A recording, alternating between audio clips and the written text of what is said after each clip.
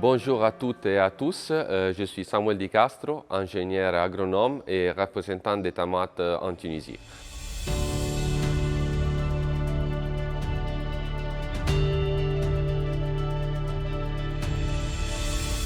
Tamat, c'est un ingénieur italien qui travaille dans le secteur du développement rural, dans l'élevage durable et dans l'agroécologie, dans différents pays, mais surtout dans les Sahel et dans les bassins méditerranéens. Aujourd'hui, on est là au centre de l'Union nationale de la femme à Benarous, dans le cadre du projet SELMA, projet financé par l'Agence de coopération au développement italien, dans lequel ARCS, c'est chef de file, et Tamat, c'est partenaire principal, responsable de la gestion agroécologique du centre.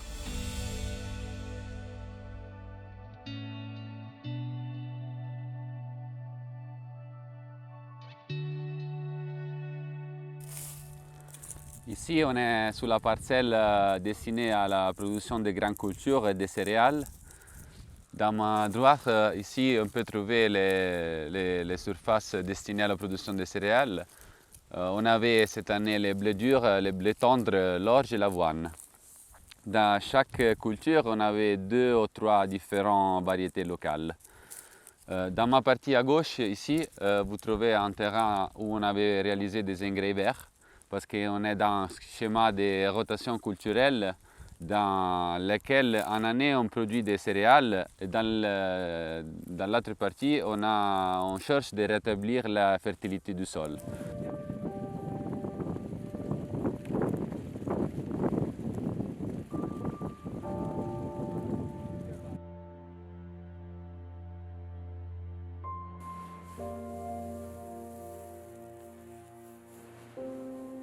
Alors nous sommes maintenant dans l'unité de transformation qui se compose de 2 salles de transformation, une salle pour les produits céréaliers et l'autre salle destinée à les cultures maraîchères, les fruits et la distillation. On a aussi 2 salles de stockage, une salle destinée à stockage produits finis et l'autre salle destinée à stockage le semi-fini, le produit semi-fini.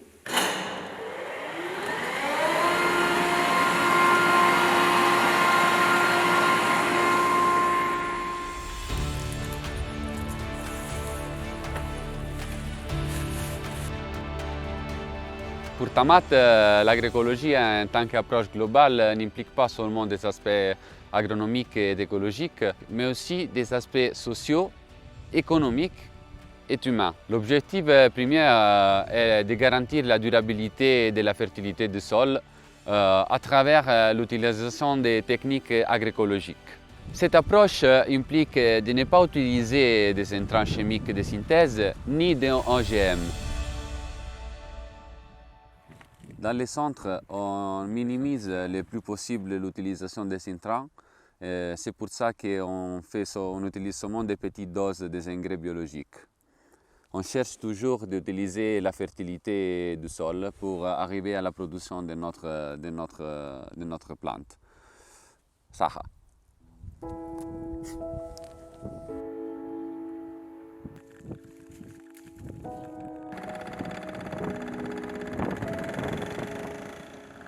Cette surface-là, c'est pour la production de semences locales. On a amené de toute la Tunisie cette semence.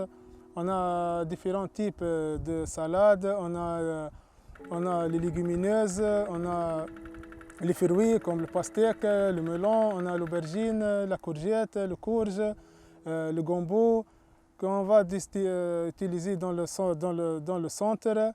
Et après avec les agriculteurs de la région de Benarous.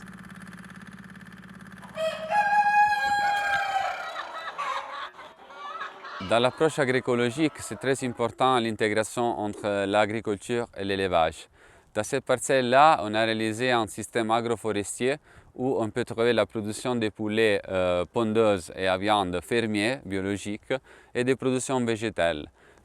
Ici, par exemple, on a planté des olives et des amandiers, mais on a planté aussi des plantes aromatiques destinées à la distillation.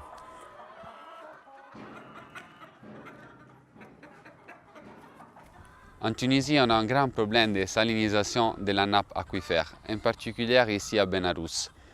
Pour faire face à ces problèmes-là, on a réalisé un impluvium pour la collecte de l'eau pluviale à partir des toits de nos bâtiments.